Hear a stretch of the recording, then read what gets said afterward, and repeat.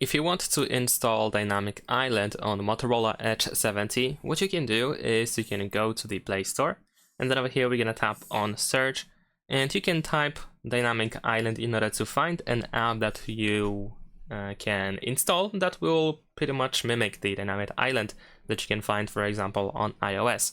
And as you can see, there are many different apps that we can use. In my case, I like this one, the Dynamic Spot, so we're going to install this one. But feel free to try any other app in case you don't like this one or if it doesn't work well for you. So let's open it. I'm going to show you how to set it up and how to customize the Dynamic Island. So let's go next. First, we need to go through these instructions. So let's tap on Select Apps, and here we need to choose apps that will be working with the Dynamic Island. So you will see notifications on the Dynamic Island over there. You can just easily tap on all over here in the upper right corner, or you can just simply choose specific apps in there. We have the notification access. We need to grant the notification access, so we're going to be redirected to this screen, and you want to select the Dynamic Spot, and you need to allow access to notifications.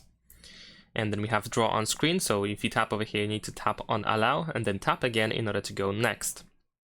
Wait for the next screen, go to Dynamic Spot and turn it on, and also tap on allow.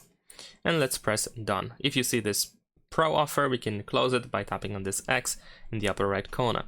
If you want to go through the apps again, if you want to make some changes, of course, to decide which apps should be working with the Dynamic Island and which apps should not, then of course you can go to notifications and then apps over here in order to decide. And also we can go to the position, for example, in order to see how the Dynamic Island looks like right now. And of course we can still adjust it, like we can change the horizontal width over here, the horizontal size. You can also change the vertical size if you want to.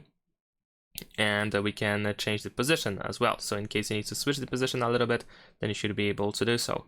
Let's actually move it all the way to 0. Because I just messed it up. It should be on 0 most likely. There we go. We can change the vertical position as well.